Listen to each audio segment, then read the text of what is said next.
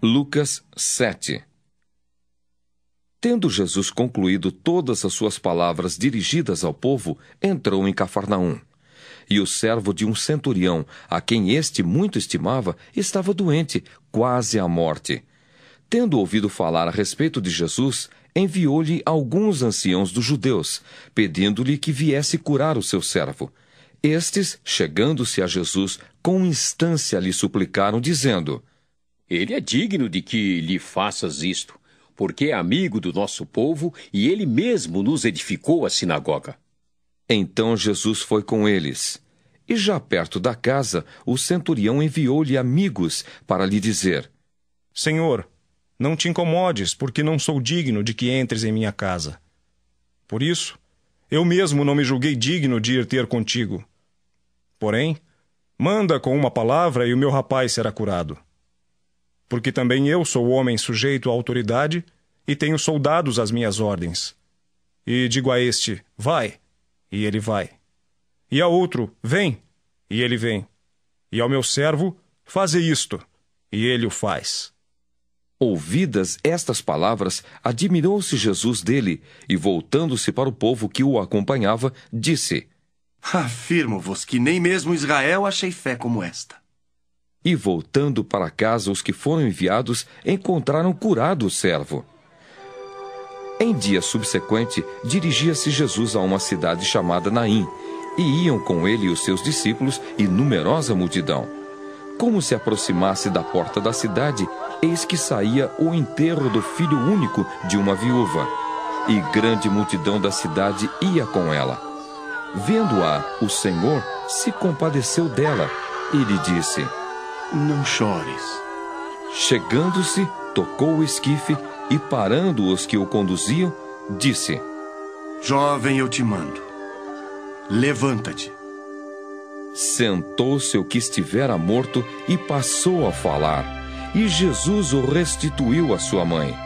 Todos ficaram possuídos de temor e glorificavam a Deus, dizendo: Grande profeta se levantou entre nós.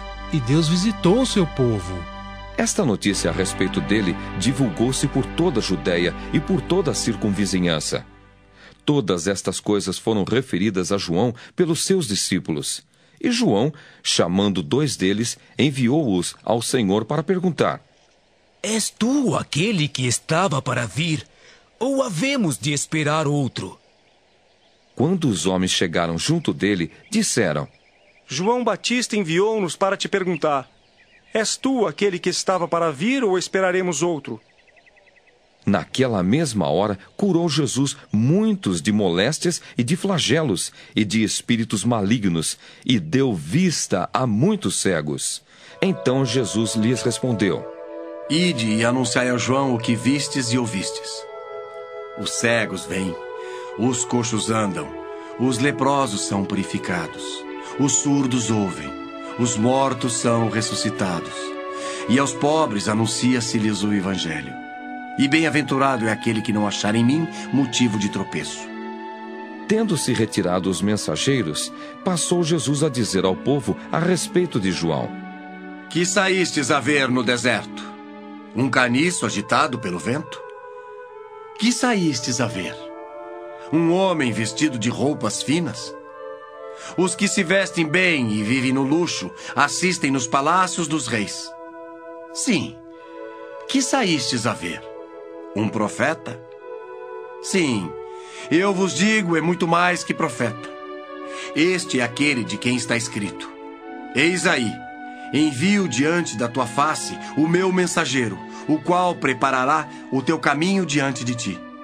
E eu vos digo, entre os nascidos de mulher, ninguém é maior do que João. Mas o menor no reino de Deus é maior do que ele. Todo o povo que o ouviu, e até os publicanos, reconheceram a justiça de Deus, tendo sido batizados com o batismo de João. Mas os fariseus e os intérpretes da lei rejeitaram, quanto a si mesmos, o desígnio de Deus, não tendo sido batizados por ele. A que, pois, compararei os homens da presente geração, e a que são eles semelhantes? São semelhantes a meninos, que sentados na praça gritam uns para os outros: Nós vos tocamos flautas e não dançastes. Entoamos lamentações e não chorastes. Pois veio João Batista, não comendo pão nem bebendo vinho, e dizeis: tem demônio! Veio o Filho do Homem comendo e bebendo, e dizeis: eis aí um glutão e bebedor de vinho, amigo de publicanos e pecadores. Mas a sabedoria é justificada por todos os seus filhos. Convidou-o um dos fariseus para que fosse jantar com ele. Jesus, entrando na casa do fariseu, tomou lugar à mesa. E eis que uma mulher da cidade, pecadora, sabendo que ele estava à mesa na casa do fariseu, levou um vaso de alabastro com unguento, e estando por detrás aos seus pés, chorando, regava-os com suas lágrimas e os enxugava com os próprios cabelos. E beijava-lhe os pés, e os ungia com unguento. Ao ver isto, o fariseu que o convidara disse consigo mesmo: se este fora profeta, bem saberia quem e qual é a mulher que lhe tocou, porque é pecadora. Dirigiu-se Jesus ao fariseu e lhe disse: Simão, uma coisa tenho a dizer-te. Ele respondeu: dize-a, mestre. Certo credor tinha 2 devedores. Um lhe devia 500 denários e o outro 50. Não tendo nenhum dos 2 com que pagar, perdoou-lhes a ambos. Qual deles, portanto, o amará mais? Respondeu-lhe Simão: suponho que aquele a quem mais perdoou. Replicou-lhe: julgaste bem. E voltando-se para a mulher, disse a Simão: vês esta mulher? Entrei em tua casa e não me deste água para os pés. Esta, porém, regou os meus pés com lágrimas e os enxugou com seus cabelos. Não me deste ósculo. Ela, entretanto, desde que entrei, não cessa de me beijar os pés. Não me ungiste a cabeça com óleo, mas esta, com bálsamo, ungiu os meus pés. Por isso te digo, perdoados lhe são os seus muitos pecados, porque ela muito amou. Mas aquele a quem pouco se perdoa, pouco ama. Então disse a mulher: perdoados são os teus pecados. Os que estavam com ele à mesa começaram a dizer entre si: quem é este que até perdoa pecados? Mas Jesus disse à mulher: a tua fé te salvou. Vai-te em paz. Queridos espectadores, vamos fazer agora um estudo daquilo que nós ouvimos no capítulo 7 de Lucas. Nós vemos aqui Lucas, depois descrevendo que o Senhor Jesus entrou na cidade de Cafarnaum, logo que ele saiu, depois de pregar para uma grande multidão, que nós vimos no capítulo 6, quando ele deu um ensino para os apóstolos, depois de ele ter descido para o monte, ele foi para Cafarnaum. Em Cafarnaum, ele se deparou com um centurião romano. Esse centurião era um homem bom, que ajudava a igreja daquela época, ele era um homem que prestava donativos e auxiliava a igreja daquela época, e tinha uma grande consideração pelo povo religioso.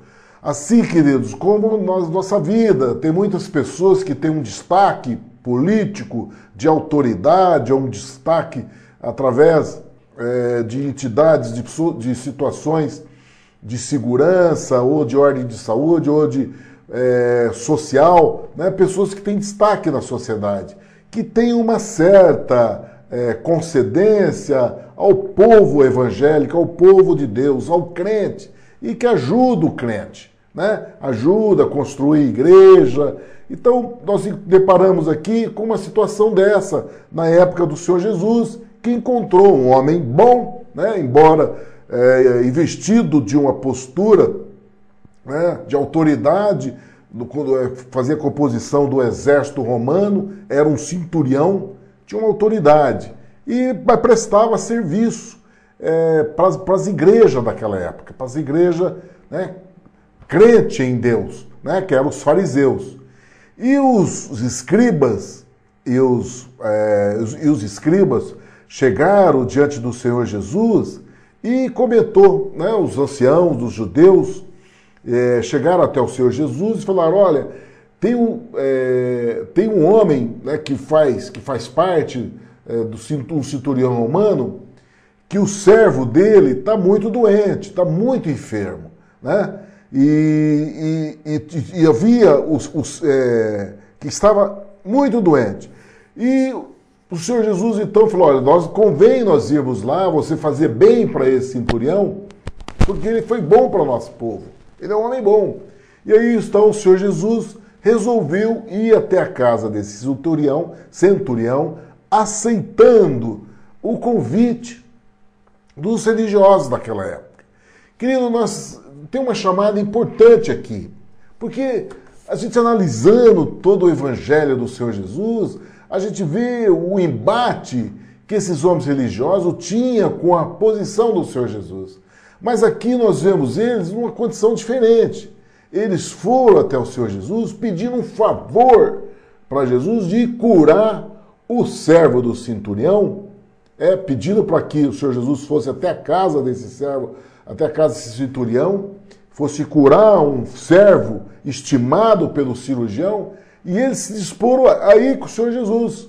Então nós vemos aqui, queridos, a única oportunidade na qual os religiosos acompanharam o Senhor Jesus numa trajetória, num objetivo comum. Porque até então, todos os objetivos tanto do Senhor Jesus quanto do grupo de religiosos eram opostos, eles estavam em constante conflito por causa da postura, da doutrina que o Senhor Jesus estava trazendo e contrapondo a tradição dos judeus. Mas nesse caso aqui, em fazer o bem para um servo de um centurião romano, que era importante na sociedade naquela época, esses religiosos resolveram caminhar com o Senhor Jesus, alcançando esse objetivo. É uma coisa interessante isso, né, queridos? Porque o que nós entendemos disso é que a postura do Senhor Jesus não mudou.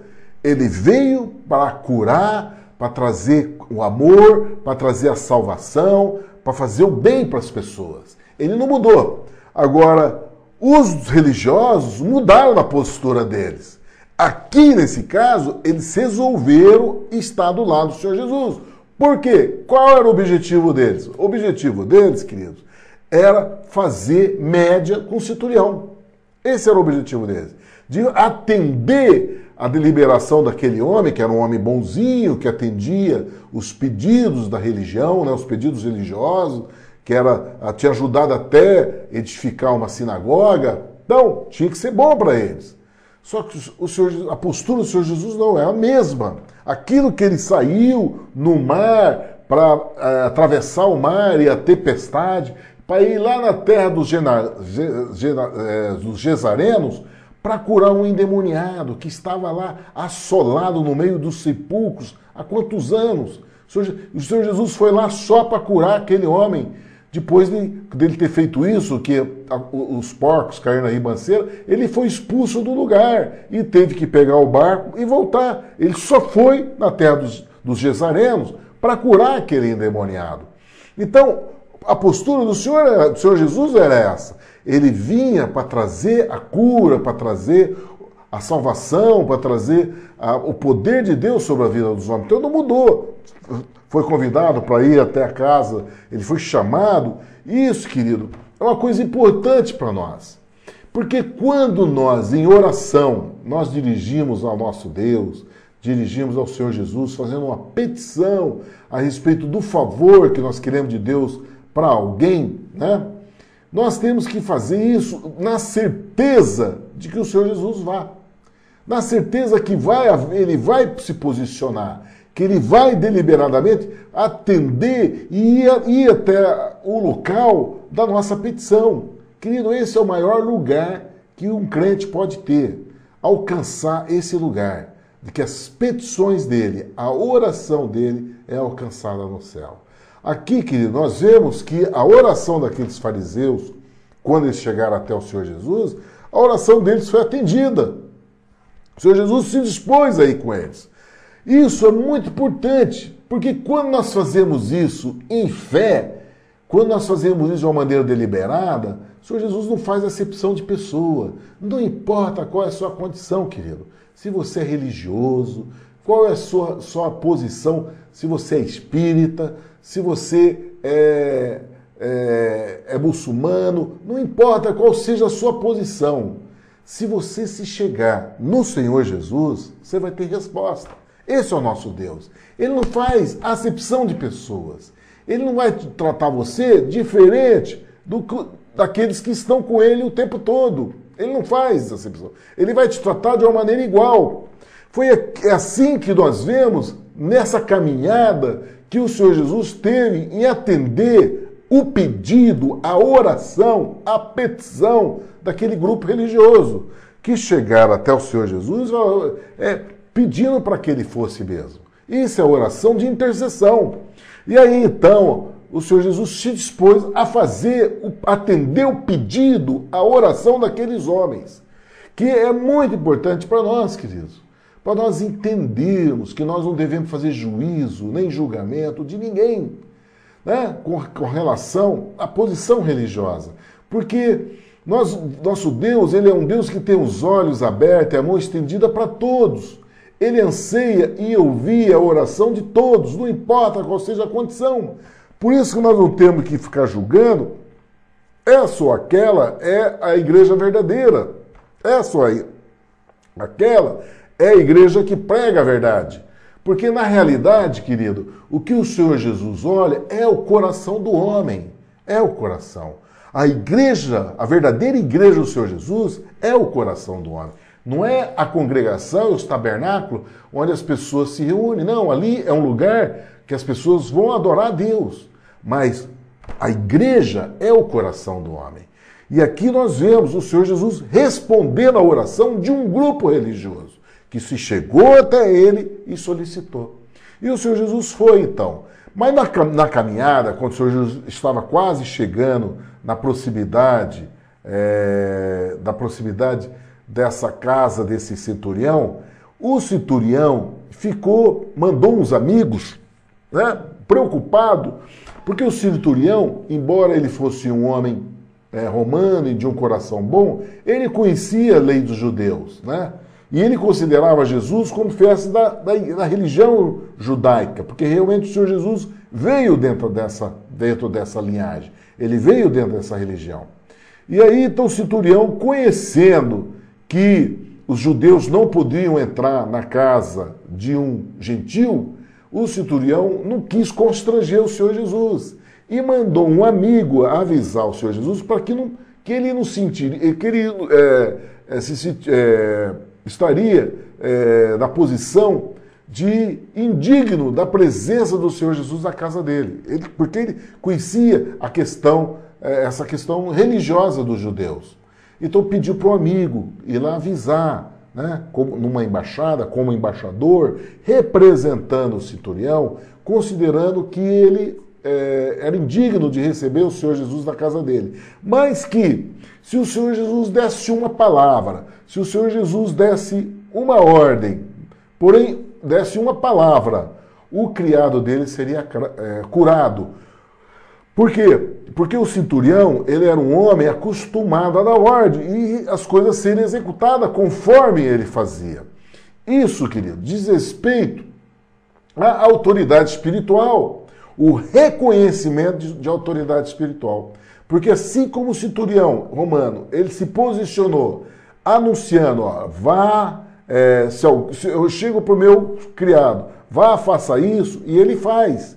Entendeu? E pega aquilo lá e o criado faz conforme a ordem que ele está executando. Vai ou vem, entendeu? Depende da ordem.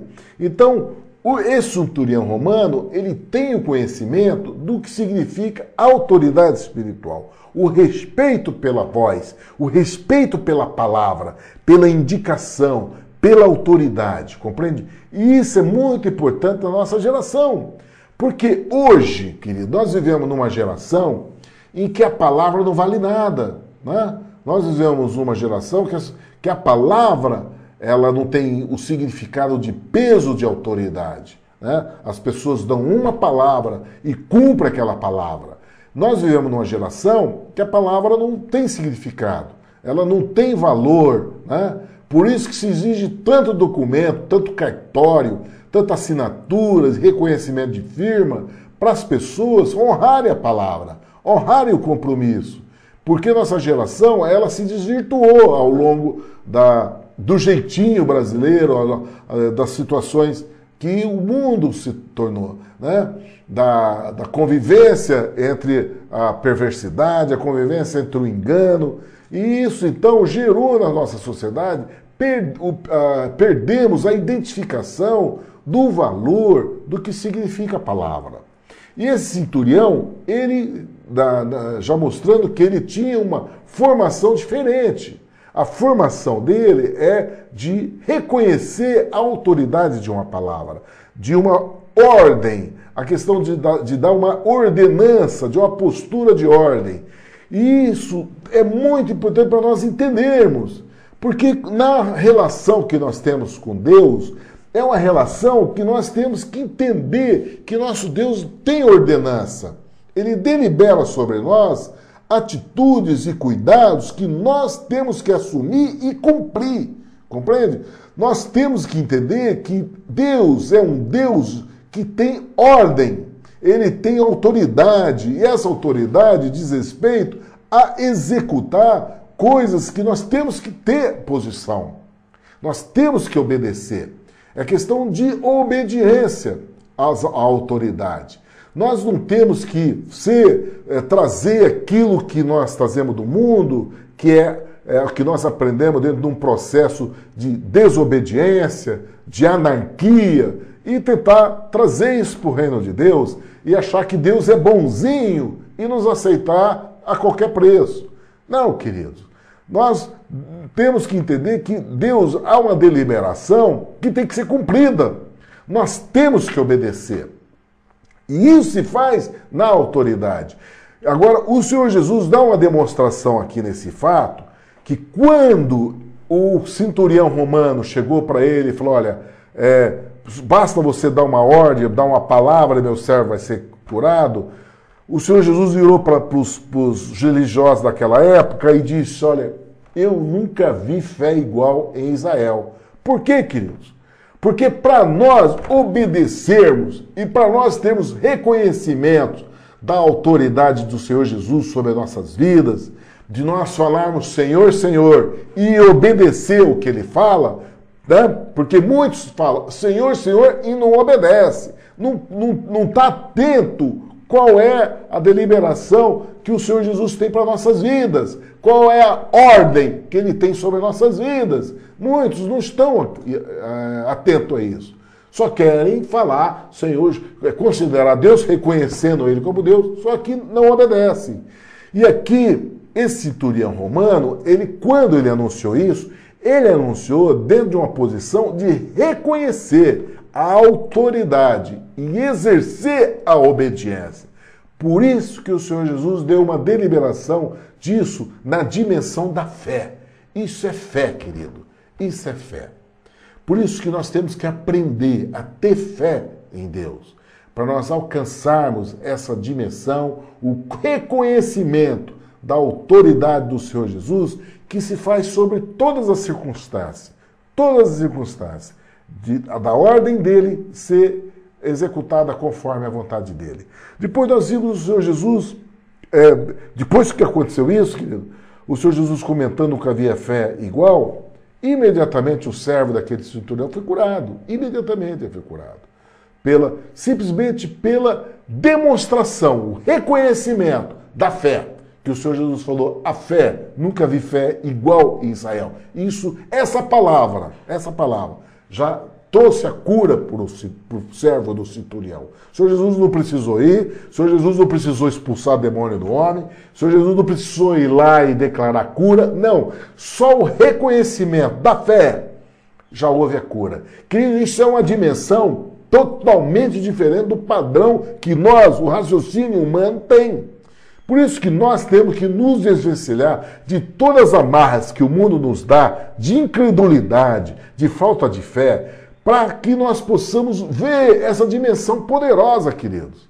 que só a autoridade do nome, o reconhecimento da autoridade do Senhor Jesus, já delibera sobre nós poder de cura, poder de transformação.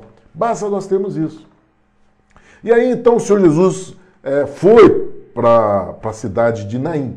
E lá na cidade de Naim, o Senhor Jesus estava entrando na cidade de Naim.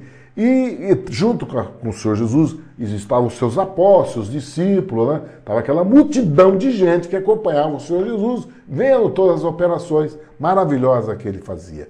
E saindo da cidade de Naim, vinha uma viúva trazendo o filho defunto que estava sendo velado e ia ser levado para o cemitério, ia ser sepultado. E havia uma multidão de pessoas que estavam ali chorando, né? Junto com aquela viúva que só tinha um filho.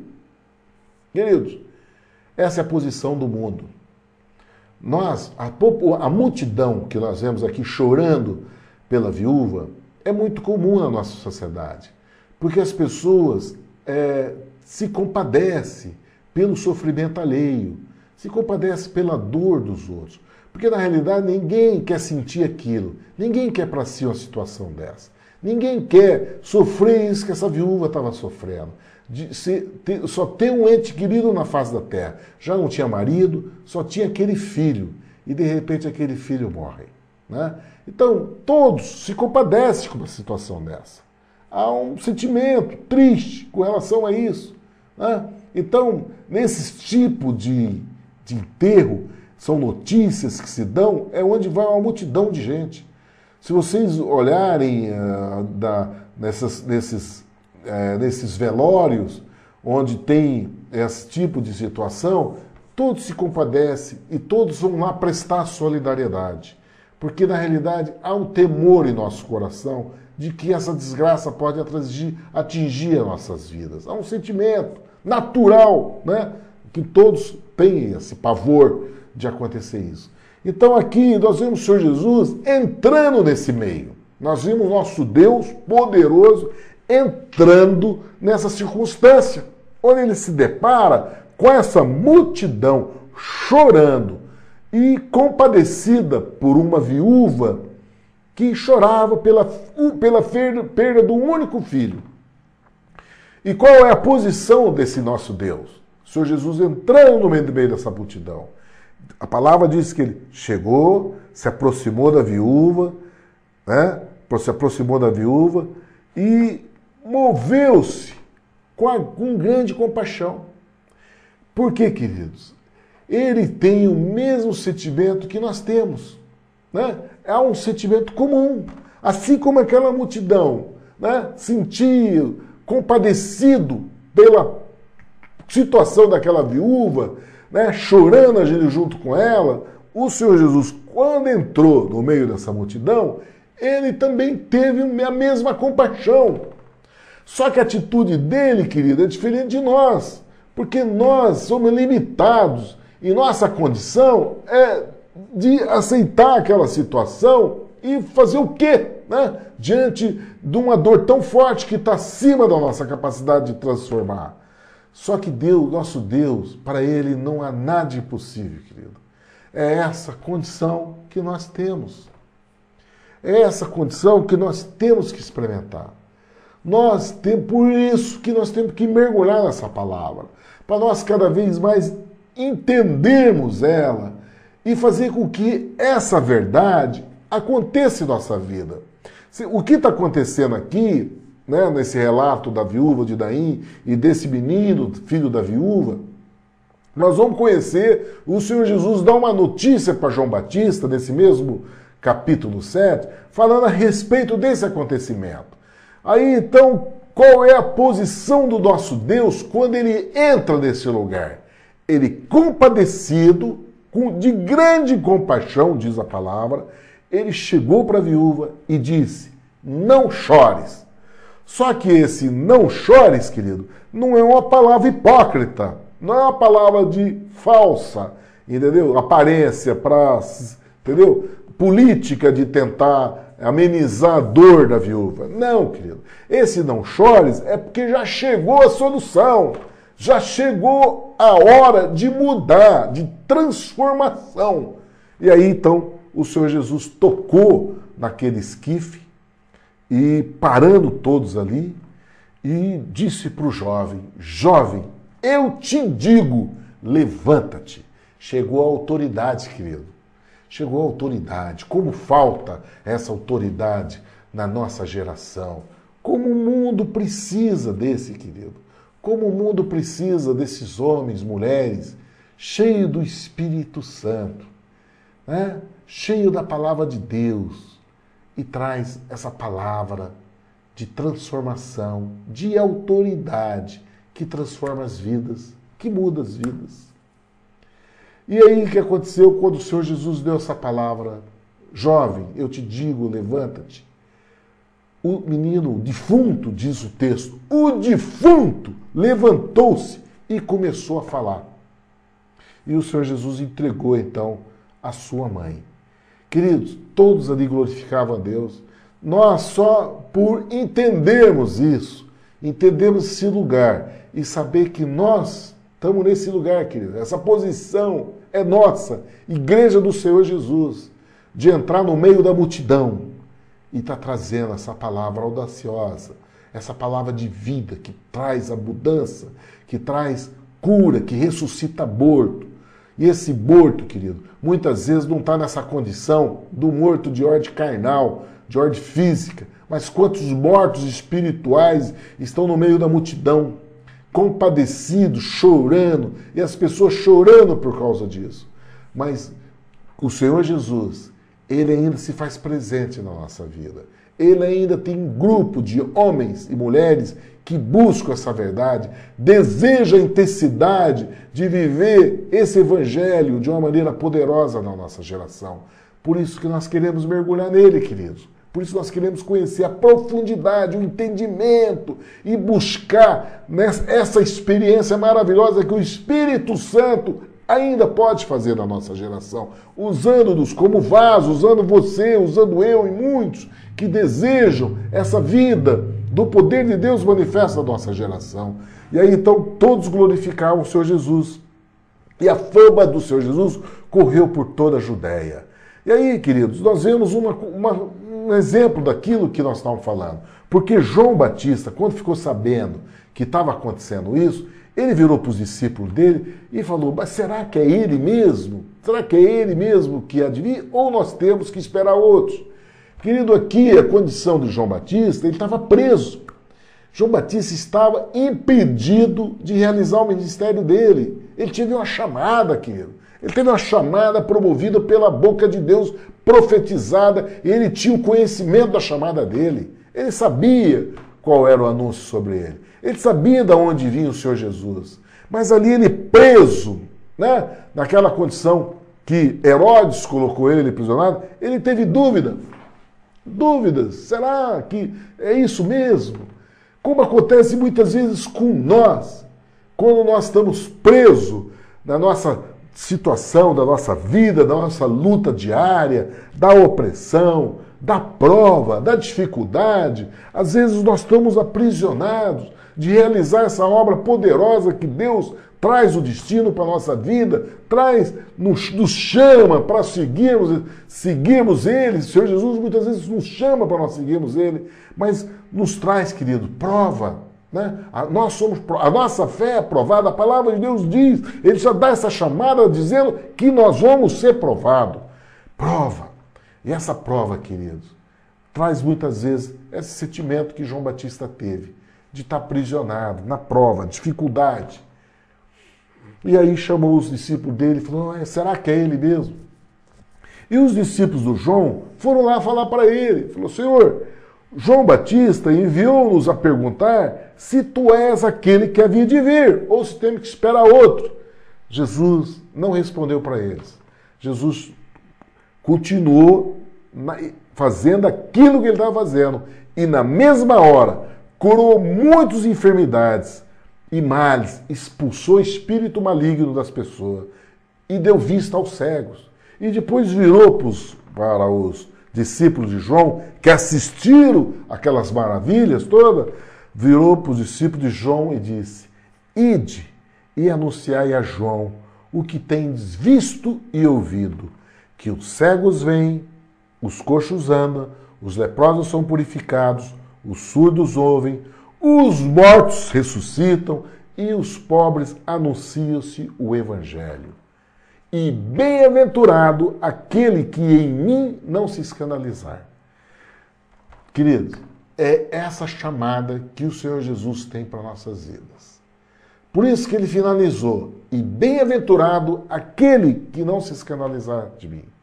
Porque a obra da cruz, queridos, o Senhor Jesus veio, ele veio, morreu na cruz do Calvário, ressuscitou no terceiro dia e está sentado à direita de Deus Pai e delegou a nós essa função, queridos.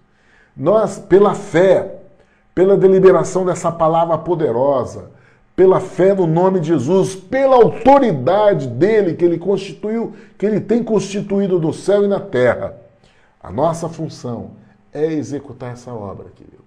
Custe o que custar, nós temos que executar essas obras. Porque se nós não executarmos isso, querido, vai faltar em nós fé. E isso é aquilo que o Senhor Jesus diz. Bem-aventurado aquele que em mim não se escandalizar.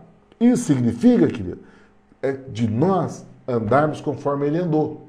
De nós seguirmos ele. Isso é não escandalizar dele. É você andar pelas pisaduras deles. No conhecimento da palavra, do Pai, no conhecimento do mundo espiritual, no conhecimento da sua chamada, de que você tem que fazer e anunciar essa palavra poderosa. Foi isso que o Senhor Jesus falou aqui, querido. Foi isso que ele demonstrou nesse poder e trazendo a cura para aquelas pessoas. E esse foi o anúncio que ele disse, deu a resposta para João Batista. João Batista, olha o que está acontecendo, João Batista. Isso. Mortos são ressurretos, o coxo andam, cegos vêm, leprosos são limpos, espíritos imundos são expulsos. Querido, essa é a obra de Deus, querido. Essa é a obra de Deus na face da terra. A obra de Deus, querido, não é você comprar carro bem bom, não é você montar igrejas suntuosas, fazer templos maravilhosos, né?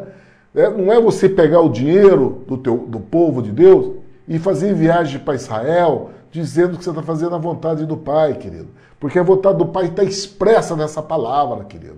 Não é você construir mansões, entendeu? Dizendo que a mordomia é daquilo que Deus deu pelo poder que Deus deu para você. Não, querido. A obra de Deus é essa. Nós servirmos a Deus e seguirmos a Ele, é esse a nossa chamada. É essa maneira que Ele demonstrou para João quem é Ele. E nós, como nós vamos demonstrar que nós somos servos do Senhor Jesus?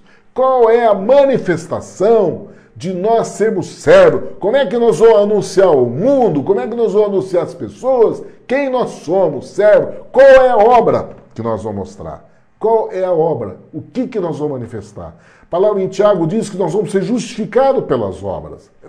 A nossa fé é demonstrada pela obra. E aí então os mensageiros de João se retiraram e o Senhor Jesus começou a falar a respeito de João Batista. Só que isso, querido, eu queria deixar essa palavra para amanhã, porque esse capítulo é maravilhoso, o estudo do Evangelho de Lucas é maravilhoso. E eu quero participar de cada detalhe dessa palavra. Por isso que eu quero anunciar a vocês que nós vamos, aqui no capítulo 7 de Lucas, nós vamos dividir em duas partes também, para que nós possamos ter o detalhe e o entendimento dessa mensagem. E eu quero então fazer um convite a vocês de nós continuarmos esse estudo de Lucas amanhã, se assim Deus nos permitir.